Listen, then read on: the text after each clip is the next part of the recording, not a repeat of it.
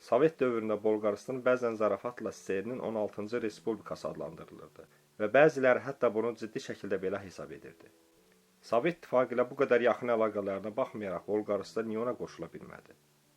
Bolqarıstan Kommunist Partiyası ölkənin tədricən Sovet İttifaqına qoşulmasını Mərkəzi Komitənin plenumunda 2 dəfə çox açıq şəkildə müzakirə edib. Bolqarıstanın SSR ilə birləşdirilməsi siyasətini o vaxtki Bolqarıstan lideri Todor Jivkov həyata keçirirdi. Birləşmə Bolqarıstan üçün iqtisadi yöndən faydalı olardı və eyni zamanda Jivkovun gücünün möhkəmlənməsinə də töhfə verə bilərdi.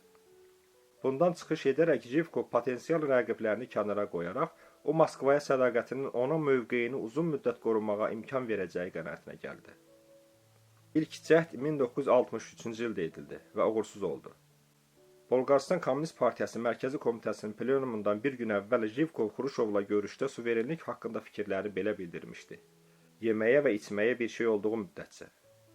Xruşov isə cavabında deyib, bəlkə siz Bolqarlar bizim hesabımıza donuz əti dadmaq istəyirsiniz. Xruşov sonralar Bolqarıstan rəhbərliyini Sofiyadan gələn hiyləgər quldurlar adlandırmışdı. Xruşov Bolqarıstanı SSR-nin nəzarəti altına almaqda tərəddüd edirdi. Qismən də 2-ci Dünya müharibəsindən sonra ödənməli olduğu təzminat səbəbidir. İkinci cəhd isə 10 il sonra, Brejnevin dövründə edildi. Bolqarıstan Kommunist Partiyasının Mərkəzi Komitəsi bu məsələ ilə bağlı yekdil qərar qəbul etdi. Plenar iclasda hətta olduqca məntiqsiz olan Bolqarıstan öz suverenliyini və müstəqilliyini yalnız Sovet İttifaqı daxilində qoruyub saxlaya bilər təklifi gürültülü və uzun sürən alqışlarla qarşılandı. Qlobal SSR yaratmaq kimi beynəlmiləl vəzifəni yerinə yetirmək, Rumıniya və Polşa kimi digər sosialist ölkələr üçün nümunə olmaq çağırışları səsləndi.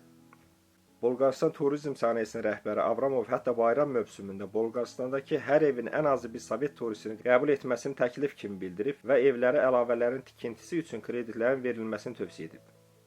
Lakin Brejnev bu ideyanı bəyənmədi. Bu SSR üçün heç bir iqtisadi məna kəsb etmirdi. Ölkələrin ortaq sərhədi yox idi. Bundan əlavə, Bolqarıstanın Sovet İttifaqına qoşulması Yugoslaviya, Yunanistan və Türkiyə ilə münasibətləri çətinləşdirə bilərdi. Nəhayət, birləşmə xəyalları 1975-ci ildə Helsinki sazişlərinin imzalanması ilə tamamilə puç oldu və beləcə də Bolqarıstanın SSR-yə birləşməsi arzusu baş tutmadı.